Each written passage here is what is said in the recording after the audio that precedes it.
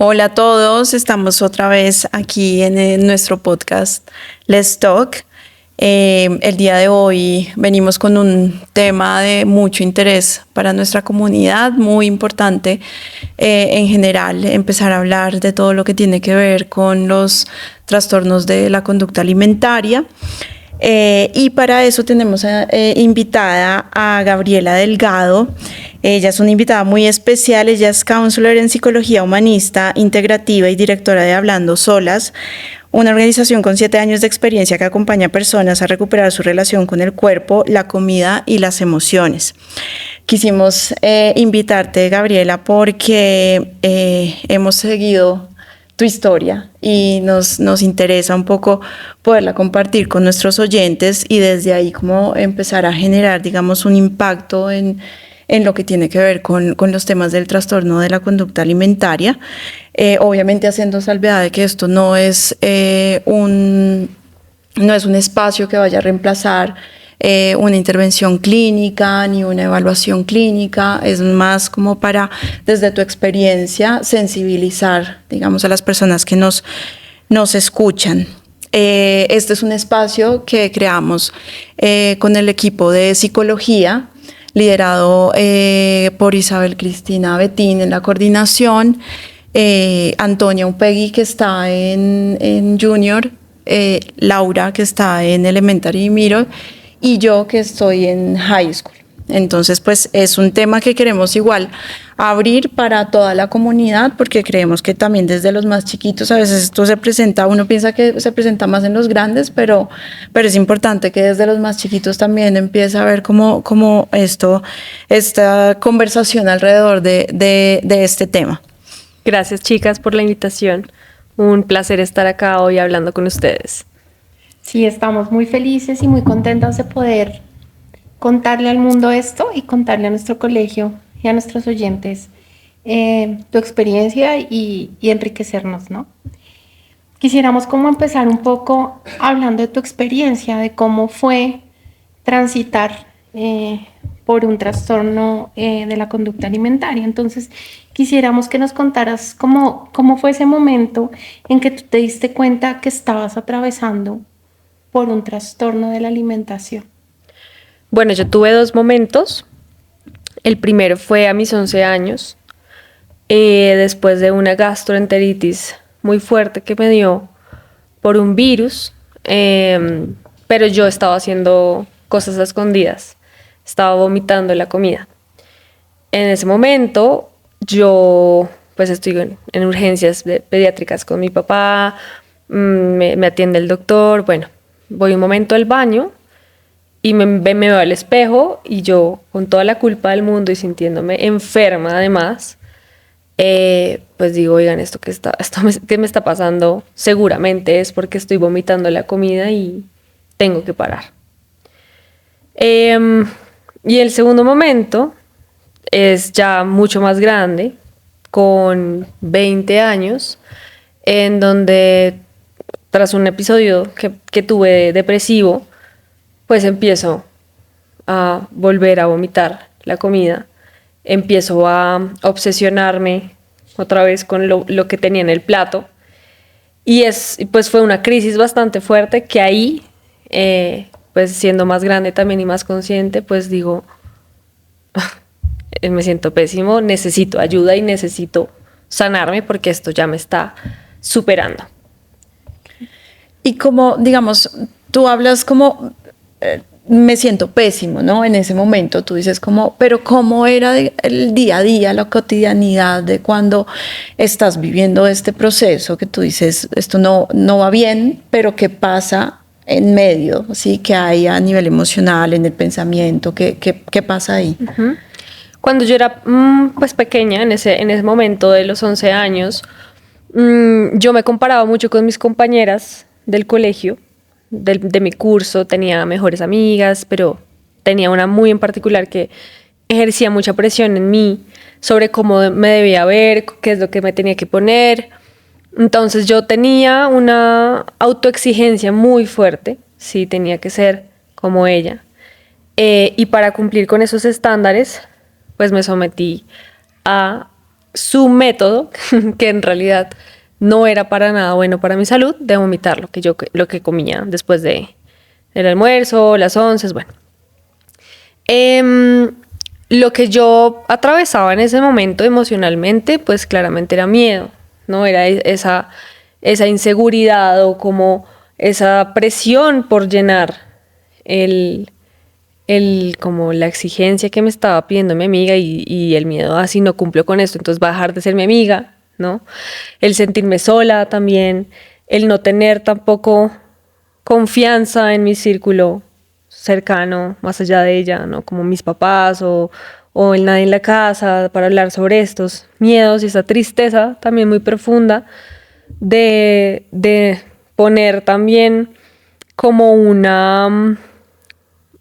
o sea, poner el cuerpo como una respuesta o como un mecanismo ante la validación de las personas, ¿no? Entonces yo siento que cuando era chiquita solamente vivía para eso, para la validación externa. Así yo me sintiera mal, así yo sintiera o no pudiera tampoco reconocer mis valores, mis cualidades, mis talentos. Yo solo me fijaba en lo que la gente dijera o cómo ellos me trataban. Y bueno, eso con el tiempo, después de ser una niña, yo voy creciendo, dejo los vómitos a los 11 años, después de que me veo en ese espejo y me da miedo, porque a mí me da mucho miedo. Las clínicas, las inyecciones, o sea, yo me sacaban sangre y yo lloraba a los 14, a los 15 años, o sea, todo lo que fuera de clínica me aterraba. Pero, claro, mi trastorno seguía conmigo, ¿sí? Yo lo que hice fue, claro, apagar el vómito, pero aún así yo todo el tiempo estaba chequeando cómo me veía en el espejo, preguntándole a mi mamá, a mis amigas, me veo gorda, me veo flaca, las 11 siendo supremamente rígida, no permitiéndome comer otras cosas, ¿no? Porque yo lo clasificaba en alimentos buenos, alimentos malos, hacía ejercicio, pues tenía muchas conductas compensatorias, ¿sí? Que al final no tienes que vomitar o ayunar, también hay otro mundo gigante de conductas que terminan siendo características o conductas de riesgo de los trastornos de la conducta alimentaria, que pues yo ni tenía idea de que eso también era parte de la enfermedad. Y claro, siguiendo como esa línea de autoexigencia, de ser perfecta, de no engordarme, que bueno, ¿por qué yo decido también vomitar la comida? Porque en el colegio, cuando yo tenía 9 años, me hicieron bullying porque yo tenía pancita, entonces mi apellido es Delgado. ¿Cómo vas a tener panza si tu apellido es Delgado? Entonces los niños se aprovecharon de eso y me hicieron bullying. Entonces, claro, yo venía como con ese fantasmita doloroso y al final encontrarme a los 11 años con esta chica que me dice, bueno, vomitemos, ¿no? Fue como la respuesta o la solución ante ese miedo gigante, ante esa herida fuerte de ser rechazada por el peso. Y pues eso me acompañó hasta los 20, que les cuento que ahí es como el otro episodio donde yo vuelvo a ese estado de sentirme mal, que esto también, digamos, se detona por un ambiente laboral muy pesado en el que yo estaba en ese momento, digamos, yo salí del colegio, me metí a la universidad, estudié jurisprudencia 2 semestres y luego me salí. Hice 6 meses como de trabajar y en ese 6 meses de trabajar entré a una agencia de publicidad. Y allá la presión y el tema de la ansiedad se escaló. Llega también el fantasma de no eres suficiente, te va a ir mal, no eres capaz. Y en mi caso, como yo nunca lo he hablado, pues tocó el tema del cuerpo, tocó el tema de la comida. Que bueno, entonces trae la inseguridad, la no aceptación, ¿no? Y también pues no poder nunca haberme cuestionado, bueno, yo quién soy más allá de un cuerpo, ¿sí? Porque una talla me define a mí como persona. La gente me va a abandonar porque yo engorde. Entonces, yo nunca me había preguntado eso. Y claro, en ese momento, pues, eh, el ambiente laboral se pone pesado y pues tengo una recaída de vómito, porque pues yo seguía manteniendo muchos años otras cosas que pues son riesgosas, sí. Nos hablaste ahí mucho desde cómo lo viviste tú, ¿cierto? Pero tú puedes identificar algunas como reacciones del entorno que hacían que la situación fuera más difícil. Pues si hablamos del estrés laboral, de lo que te dijeron tus compañeros, que fue fuerte, pero algo más a tu alrededor, como que tú digas, esto lo hizo más difícil, lo agudizó un poco más. Pues yo creo que no sentir mi casa o mi entorno mamá, papá, como un espacio en donde yo pudiera hablar y sin sentirme juzgada. Al final, bueno, mis papás no tenían todas las herramientas en ese momento para guiarme cuando la primera vez que yo le digo a mi mamá a los 9 años, mamá, me están diciendo gorda en el colegio, me están diciendo Gabriela la que no tiene nada delgado, Gabriela grasa, Gabriela gordo, ella me dice, no les pongas atención, o tranquila mamita, no les pares bolas, o diles que no, o diles que te dejen de molestar. Que yo digo, uff, yo qué, o sea, a las mamás no las educan frente a, si tu hija llega un día llorando, ¿tú qué le vas a decir? ¿No? Entonces, eso para mí al principio fue como una pared que como que no me da una solución, ¿sí? Y ahora lo veo diferente. Si mi mamá me hubiera dicho, ven, espérate, hablémoslo, ¿qué sientes, no? ¿Por qué te hace sentir mal esto? ¿Crees que es tu verdad o es algo que piensa alguien de ti, no? Hay tantas maneras en las que se puede abordar esto, pero pues claro, con su respuesta tan tajante, pues no conecté y dejé simplemente como que pasara y lo asumí sola. Lo mismo pasó con mi papá, yo tampoco sentía como la tranquilidad, la seguridad de decirle. Entonces, cuando tú no tienes a nadie, un adulto, ¿no? Creo que es muy importante el tener un adulto responsable también de acompañarte emocionalmente en esto, pues es mucho más difícil, porque al final tus amiguitos, pues no van a de pronto a tener las mismas herramientas que un adulto, ¿sí? Tus amiguitos incluso van a ser a veces cómplices, a veces van a minimizar lo que tú sientes, te van a decir que no seas boba, que seas fuerte, pero al final sí queda un dolor profundo. Entonces, eso creo que fue lo que más impactó en mí en ese primer momento. Quizás si yo hubiera tenido, bueno, paréntesis, pues ya el hubiera no existe, ¿no? No existe, ya fue. Pero otro adulto u otra persona de confianza, yo era muy solita, yo soy hija única aparte, como para contar y expresar esto y que me diera una otra perspectiva, seguramente algo en mí habría cambiado en ese primer momento, pero no pasó.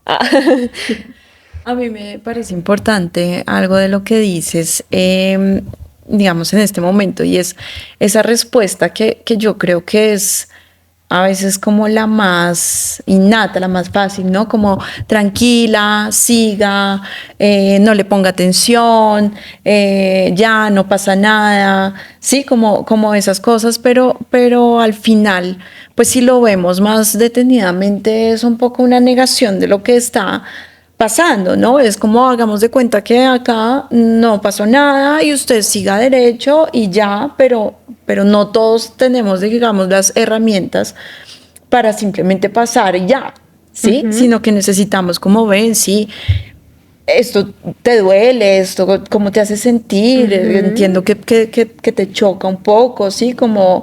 Y creo que eso es algo importante, digamos, para los adultos, que generalmente tendemos a pasemos por ahí y ya hagamos como si nada, sino no, venga, detengámonos y pensemos qué pasa.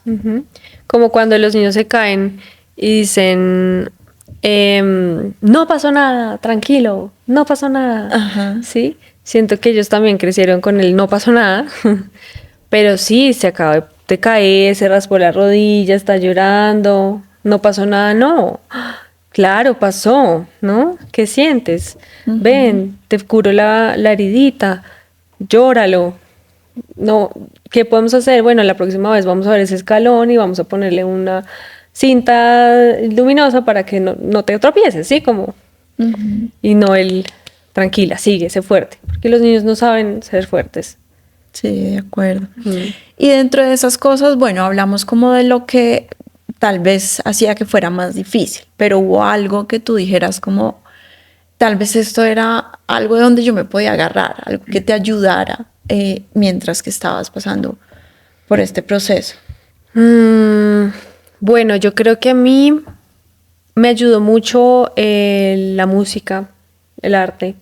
Yo estaba en teatro musical cuando era chiquita y siento que ese era un escape también, que bueno, tenía sus lados porque ahí estaba también la presión, ¿no? Como mirarse tanto al espejo y como ser la perfecta bailarina o la perfecta, no sé, cantante. Pero en los momentos donde no tenía esa faceta de vamos a mirar y vamos a compararme con el mundo y mis compañeros, creo que la música y el teatro musical en general me ayudaron mucho a reconocerme como una persona talentosa o como que tenía una pasión o como que no todo tenía que ser la comida sino que pucha, qué hermoso terminar en Broadway o qué hermoso aprenderme una canción y ensayarla y ensayar, sí, como que los sueños, tener un sueño, tener también inspiración, creo que fue lo que a mí me ayudó mucho a desprenderme un poco de eso. Escribir, siempre me ha encantado escribir desde chiquita. Mis papás me compraban diarios y yo todavía hago diarios y me desahogo y escribo y puedo soltar esto, el baile.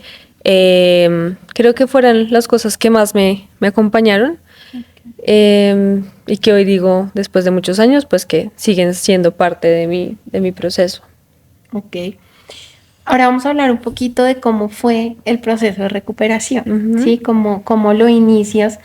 Y quisiera como primero preguntarte en qué momento tomas la decisión, qué te lleva a tomar a ti la decisión de, no sé, hablar, ya estabas más grande, ¿no? De ir a terapia, de ver cómo podías salir de ahí.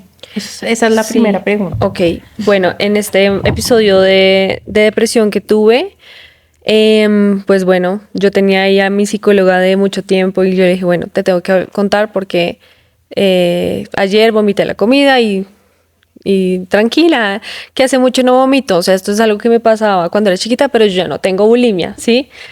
Y ella nunca le había contado de nada respecto a eso, ni cuál es la relación con mi cuerpo, ni la comida, jamás. Entonces a ella me dice, espérate, ¿cómo así?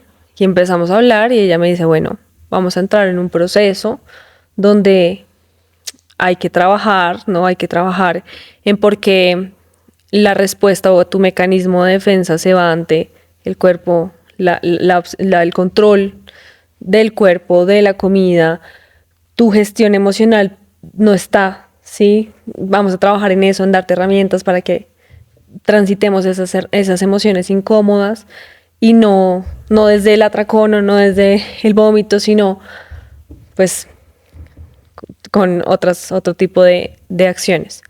Entonces ahí yo hablo con ella, luego hablo con una nutricionista, también especialista en TCA, donde claro, me enseñan un montón de cosas y es todo un proceso de desaprender lo que yo, por mantener dietas restrictivas durante toda mi vida, pues me tocó volver a aprender a comer, ¿sí? A aprender qué es una proteína, cuáles son los carbohidratos, la fibra, ¿no? Como que solamente el pollito y una papita no es un almuerzo, por ejemplo, que mi cuerpo necesitaba otra cantidad de cosas. Y poco a poco fui perdiéndole el miedo al plato. Fui probando, buscando recetas que más se acomodaran a mi estilo de vida, que no restringiendo, sino simplemente probando. Y pues hoy en día es una relación muy chévere la que tenga con la comida, no, pues yo siento que también va muy vinculado a mi propio placer, porque claramente con las dietas uno también se está autolimitando un montón. Entonces trato de escuchar a mi cuerpo, Antes yo no podía escucharlo, antes es como una trampa escuchar el cuerpo porque tu cuerpo te está diciendo, no comas arroz, no comas papa. Claro. Pero ya cuando uno va avanzando en el proceso de recuperación, llega el momento donde empezamos a comer más intuitivamente. Y pues bueno, se me fueron también muchos problemas gastrointestinales, que por los vómitos, por los laxantes, porque también usé laxantes, pues mi flora intestinal, o sea, sobrevive de milagro.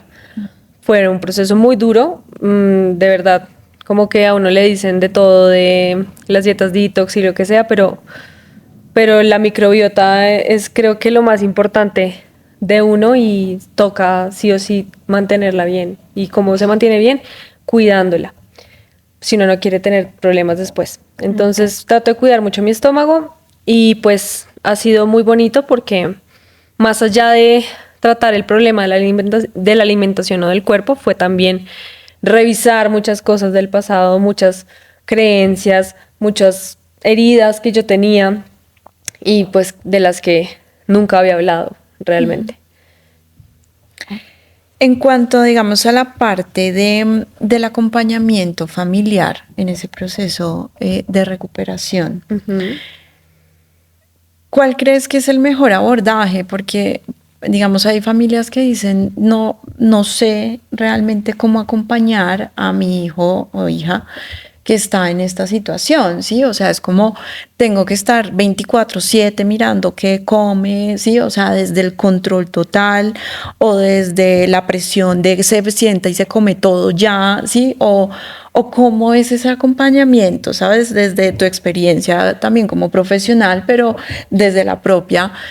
¿Qué podríamos decirle a esos papás, incluso a los que no tienen propiamente un hijo con TCA, pero el tema de la comida siempre está ahí como siendo a veces problemático? Claro, es que hace parte de nuestra vida, pues para pacientes o no pacientes, creo que una guía siempre es importante. Entonces la psicoeducación también es clave en los acudientes o cuidadores de personas con TCA, pues porque así como le pasó a mi mamá, de pronto lo que uno dice con mucho amor en la mesa puede ser un trigger, ¿no? Puede ser como un detonante. Entonces, sí es importante que una psicóloga o un especialista dirija la conversación y dé pautas frente a las cosas que se deben hacer, lo que no se debe hacer. Y pues, cuando uno ya tiene conocimiento de que su hijo de pronto está haciendo o piqui con la comida o como que está haciendo todo un tema, el desayuno, el almuerzo, son ciertas alarmas que uno tiene como que prestarle atención y no dejarlas pasar, ¿sí? Entonces creo que desde mi amor, ¿cómo estás? ¿Cómo te sientes? ¿Por qué no quieres comer la fruta hoy? ¿O qué pasó? No, mamá, es que la fruta es mala, ¿sí? ¿Y dónde lo viste? ¿Dónde lo escuchaste? Y ahí uno empieza, porque desde el concepto ya primero de no, es que eso es malo, estamos construyendo no como ideas sobre los alimentos. O sea, todo en exceso es malo, ¿sí? Pero como que ya tú le digas a la fruta que no porque es mala, pues hay que encontrar también la raíz de por qué sientes que es mala y por qué crees que no deberías comerla. Que pues bueno, o sea, también se extiende la conversación ante lo clínico, si hay un tema ya, un diagnóstico, otra enfermedad que esté por ahí, que sea un dictamen médico, pues... Pero ante el comportamiento pues del padre frente a lo que pasa o como frente a las respuestas que le das a tus hijos, siento que tiene que ser también acompañado por una profesional. Sobre todo para no de pronto que sea gigante una situación. Y lo mismo, crear un espacio de confianza con nuestros hijos, siento que es importante. No ser los policías malos, no ser los que juzgamos, los que nos convertimos en paredes, ¿no? A los que nuestros hijos no van a querer contarle las cosas. Entonces, siempre desde no minimizar los síntomas, tratar de acercarse, tratar de entender por qué.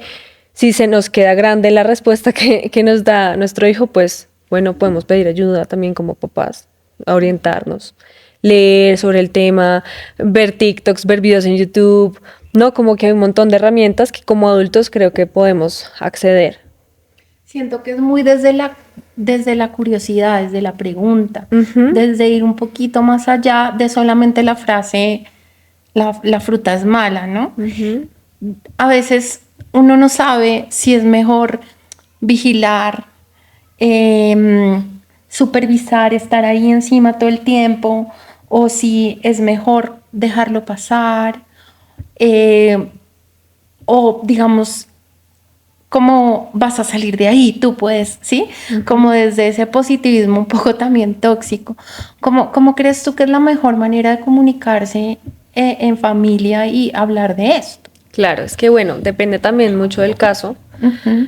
eh, porque hay pacientes ya muy crónicos a los que pues sí hay que tener un chequeo constante y como asegurarse que están comiendo cuando ya la vida corre un riesgo. Sí, eso es importante. Los TCA tienen riesgos, se afectan todo nuestro cuerpo, se vuelven enfermedades crónicas.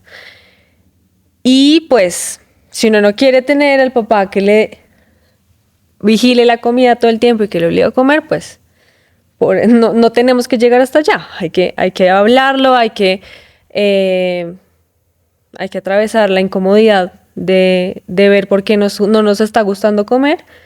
Y bueno, eso tiene su proceso. Pero en los casos donde las cosas no son tan crónicas, pues sí es importante, no solamente desde la pregunta de por qué no estás comiendo, sino yo creo que también cae un poco en cuáles son, o qué le he dicho yo toda la vida a mi hijo, o cuál ha sido mi ejemplo, ¿no? Como padre, porque muchas veces pues son espejos. No, es que mi hija, por ejemplo, una paciente, no, es que mi hija no está cenando.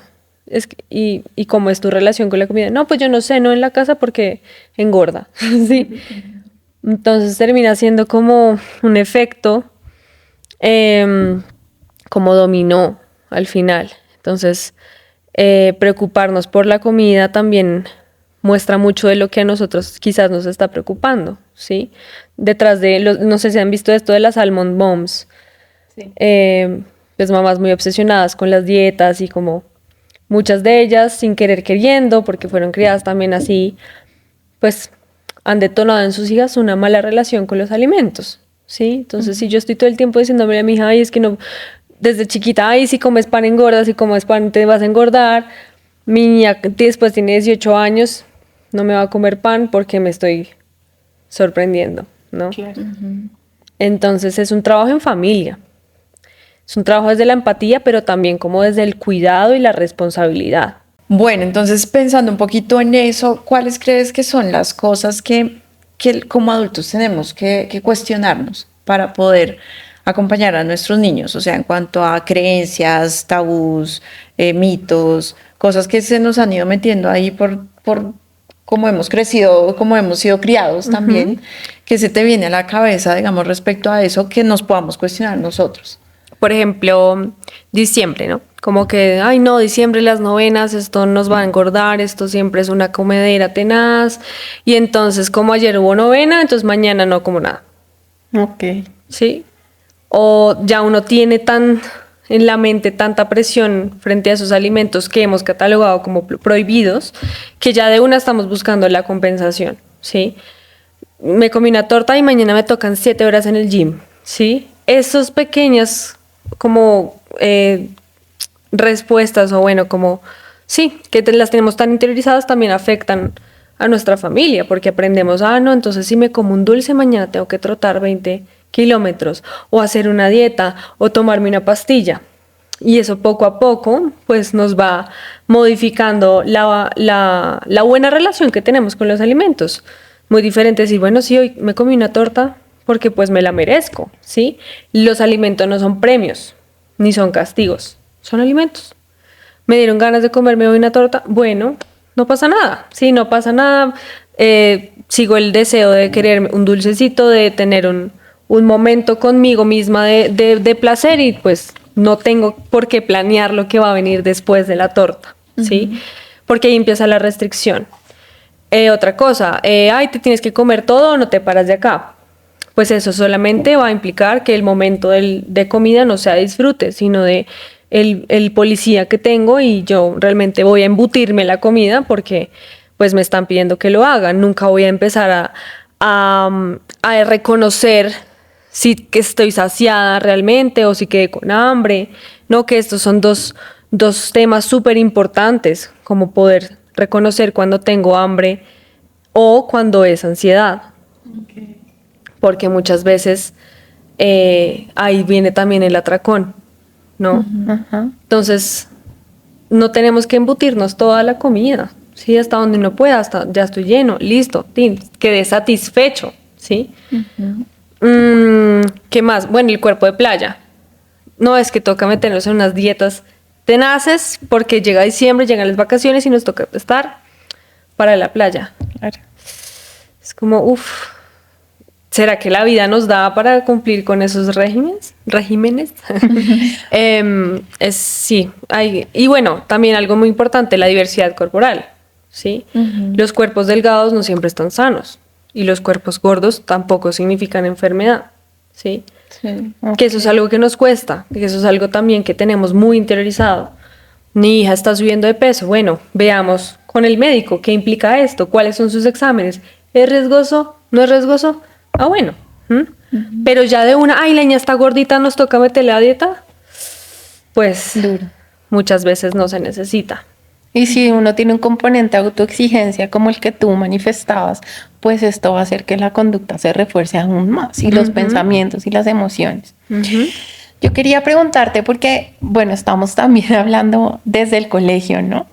Entonces, yo sí quisiera como que nos contaras un poquito cómo crees que es un entorno seguro, un colegio, para prevenir, obviamente, y para poder actuar en los momentos en que ya tenemos algún tipo de situación que se nos esté presentando con los estudiantes, con los niños. Claro, pues bueno, yo creo que también reconocer las señales de alerta, ¿no? Como cuando los niños dejan de comer o saltan comidas o botan la comida o de pronto se van al baño rápido.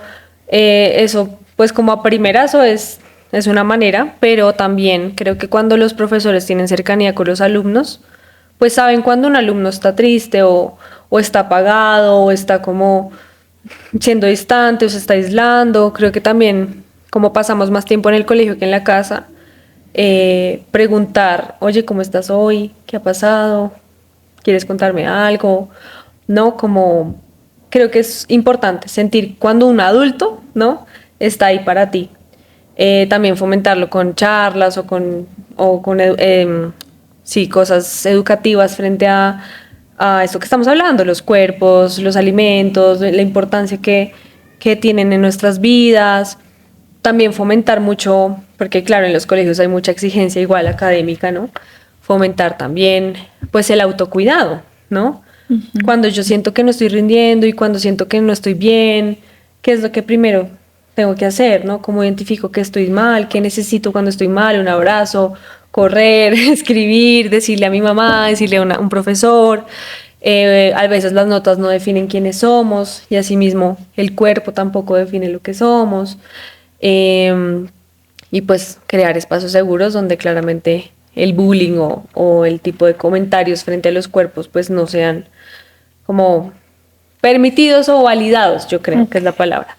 Que no está bien hablar mal del cuerpito del otro o de calificar los cuerpos entre las alumnas o los alumnos, sino también educar frente a que pues todos somos distintos y cada cuerpo merece respeto.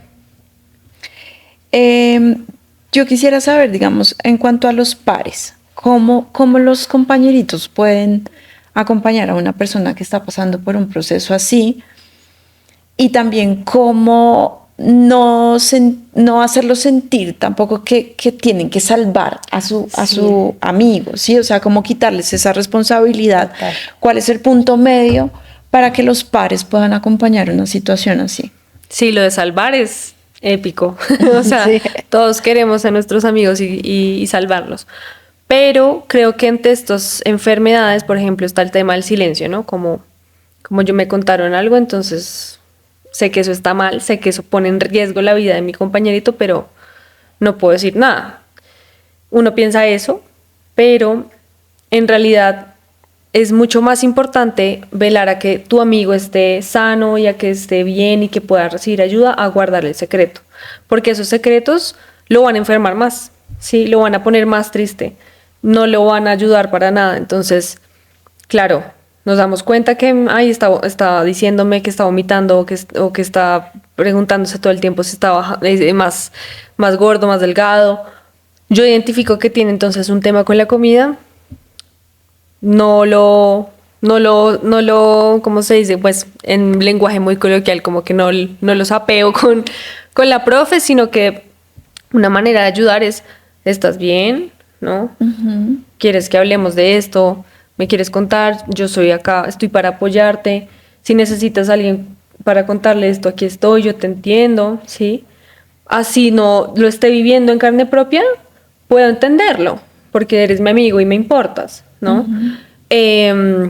Más no señalarlo o decirle que esas cosas no importan o que es bobo o que, ¿no? Sí, como empatizar y generar como esa conexión.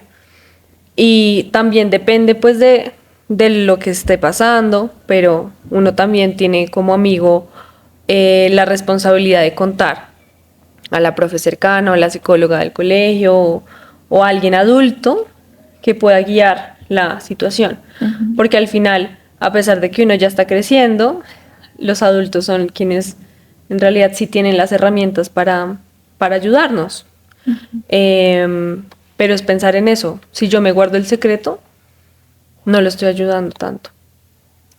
Y después va a ser más complejo el acompañamiento. En cambio, si yo ya sé y un adulto apoya y se extiende también como esta red, pues mi amigo va a estar bien y yo también voy a estar tranquilo de que mi amigo esté bien. Bueno, y hemos hablado de toda tu experiencia, de lo que tú has hecho, de lo que tú has construido. ¿Y cómo es tu vida ahora? ¿Cómo es este momento después de te paras y ves a Gabriela a los 9 años, ¿no? Ves a Gabriela a los 20 y te paras ahorita ¿cómo te ves? ¿Cómo es tu vida ahora? Pues yo me siento muy agradecida como por el proceso, porque al final tenía que vivirlo así, ¿no? Hoy ahora, pues como adulta y después de mucho trabajo terapéutico, pues siento que estoy cuidándola a esa niña, ¿no? Como que trato de darle lo que no tuvo en ese momento, la compasión, la empatía. Entonces mi diálogo interno y cómo yo me hablo, pues trata de ser muy cuidadoso con esa niña que habita ahí, ¿no? Porque al final, pues son esos pensamientos tan oscuros, ¿no? De no voy a ser capaz, o me van a abandonar, o no soy suficiente, pues se quedan ahí. Entonces siento que con las acciones diarias de mi conciencia frente a que mi cuerpo, es mi casa, tengo que cuidarlo, pero a la final no me define, creo que es lo que yo puedo aportar a que esa niña siga como sanando, ¿no? También la relación con los alimentos. Siento que hoy no sigo una dieta estricta ni restrictiva, realmente como lo que necesito nutritivamente, sin cohibirme, ¿no? La relación con el ejercicio también me ha cambiado muchísimo, porque yo antes hacía ejercicio solamente para compensar y hoy entiendo que es el movimiento, que es lo que me permite también soltar la tensión del día, cambiar el chip, pero más allá de eso es como yo construyo mi mundo más allá del cuerpo y de la alimentación, ¿no? Lo que me gusta hacer, mis pasiones, aprender cosas nuevas, el tema de la música que les contaba, sí, mi red de apoyo, mis vínculos. Creo que todo al final como que va alineándose al estilo de vida que uno decide tener, como no, como cosas que me nutran en todos los sentidos, ¿no? Y que me permitan seguir creciendo y evolucionando. Yo siento que hoy en día me siento muy tranquila con lo que veo en el espejo. Trato de ser muy compasiva, de no darme tan duro, porque yo soy experta en darme duro desde muy chiquita. Y tratar de estar bien, de estar sana. Eso es lo más importante. Uno se da cuenta y con esto que lo importante siempre es tener salud, porque la salud pues no te la va a devolver nadie. Sí. Y en ese sentido, por ejemplo, como tú dices, ha sido un proceso largo, hubo momentos en los que dijiste, no voy a poder, esto está difícil. ¿Qué le dirías a una persona de pronto que está pasando por esto o a una familia que está pasando por una situación como la que tuviste? Sabes, ahorita desde el presente que ya estás mucho más fortalecida, ¿qué mensaje les podrías dar? Pues yo siento que esto que se puede estar sintiendo como una bruma muy, muy pesada, como muy retadora, muy difícil, suena cliché, pero va a pasar, ¿no? Como que todo pasa. Y que al final esto que hoy nos está doliendo y que nos está incomodando tanto, es parte de nuestra transformación y es para algo, sí. Estas enfermedades a veces pasan como para curar o repasar sobre asuntos pendientes que habían en las familias o con uno misma. Familias que terminan siendo mejores después de que sus hijos se recuperan, familias que aprenden a hablar entre ellas, mamás que se dan cuenta, uy, yo también tenía mi tema de alimentación y gracias a acompañar a mi hija me di cuenta y estoy sanando también, ¿no? Darse el momento de hablar de lo incómodo, de reconocer lo que nos duele. Eso quizás no nos habría pasado si estuviéramos sanos. Entonces, aunque sea difícil y nos sintamos que hay esperanza y que nunca vamos a salir de esto, con la responsabilidad y con el mismo compromiso que hubo desde que empezaron, van a salir adelante. Y pues que todo tiene su tiempo. Queremos las cosas ya, queremos... Sí, pero lastimosamente esto no es de rapidez. Esto no es un TikTok que tú deslizas y ya. Claro, es un proceso. Es un proceso. Pero que al final después van a pasar los años y van a mirar hacia atrás y van a decir, ay, me costó, dolió, fue horrible, pero hoy soy una mejor persona gracias a eso que atravesé. Y en ese proceso creo que pues también tú estás ayudando a muchas personas. Y el haber pasado tú por eso, pues también te da la oportunidad de ver a esa persona que se sienta al frente y te cuenta su historia diferente.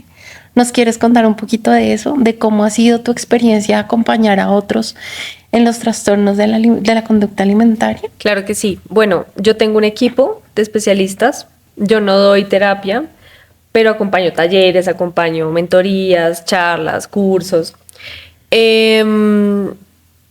Igualmente, si una niña se me acerca después de una charla y me empieza a contar lo que está pasando, yo ahí me devuelvo atrás y conecto con Gabriela chiquita.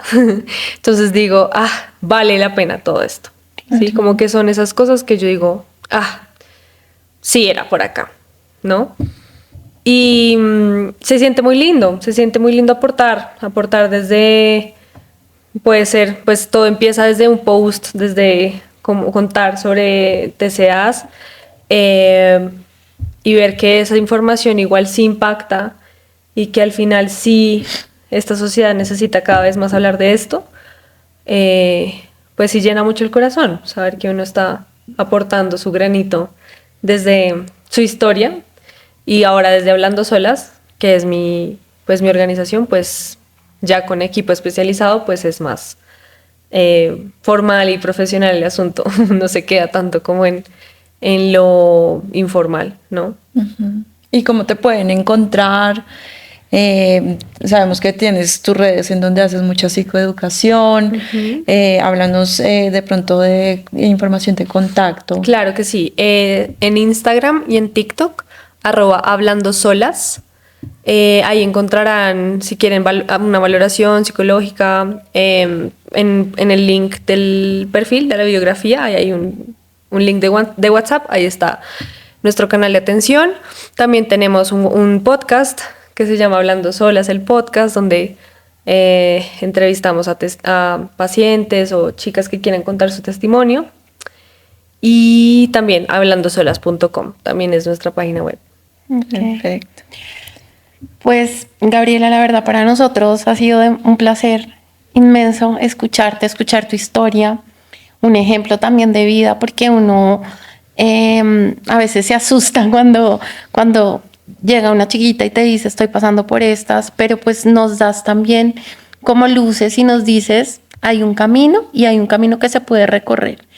Entonces, pues nos vamos con esa esperanza, ¿no? Con esa alegría esperanza de más adelante ver personas como tú que ayudan a otros y que se sanaron en cierta medida y que curaron muchas cosas. Entonces, no, pues Gracias. agradecerte un montón. A ustedes por este espacio, muchas gracias. Y a todas y a todos que nos escucharon también por quedarse acá, gracias.